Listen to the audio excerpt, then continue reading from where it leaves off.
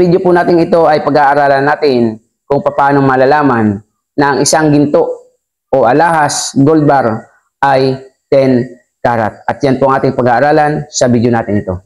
Lamang ang may alam.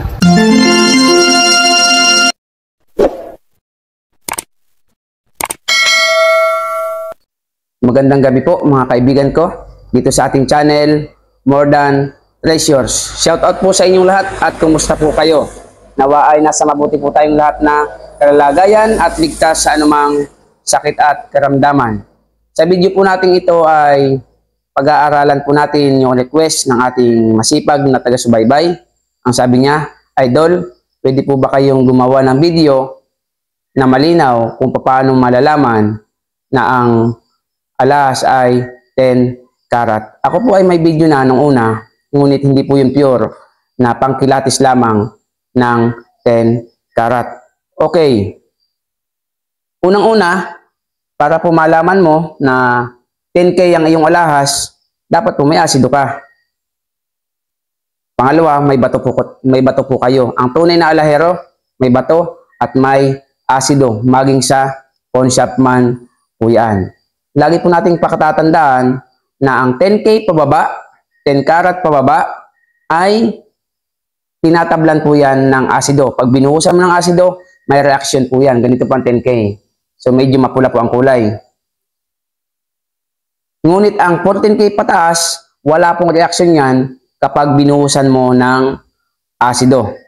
So tingnan niyo po ang ating pagkilatis ng alahas na 10K. Ito po yan, oh.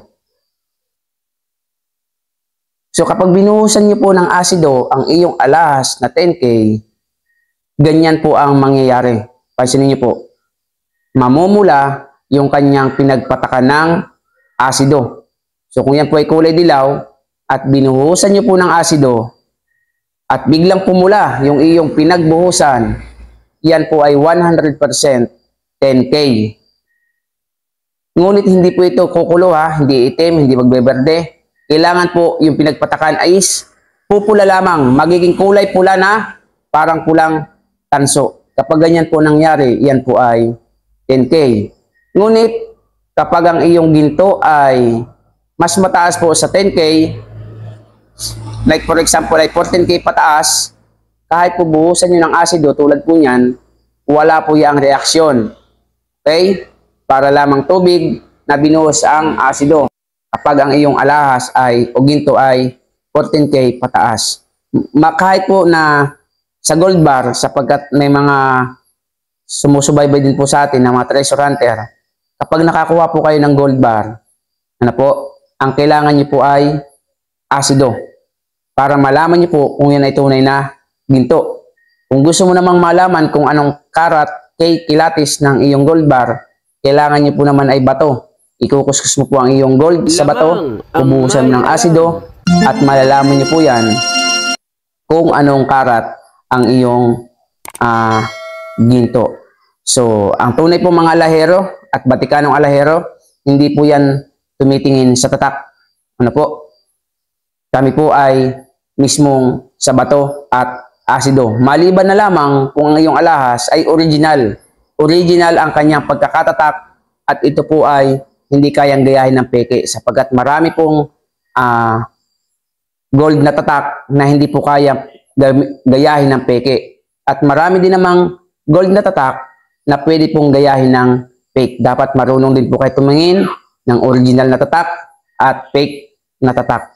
Ngunit gayon pa man, mas bigyan niyo po ng pansin at mas inyo pong kabisuduhin kung paano malalaman ang kilatis ng alahas sa bato at asido. Sapagkat pag ito ang dala mo bilang alahero, hindi ka po mapipake at malalaman mo kung ano ang kilatis ng iyong ginto. Sapagkat maraming 14K, 10K na ang tatak ay 18K, ngunit mababa lamang ang kanyang kilatis. Kaya iba po talaga kapag ikaw ay biyasa sa pagkilatis ng alahas. Nawa po ay nasagot natin ng mabuti ang katanungan ng ating kaibigan.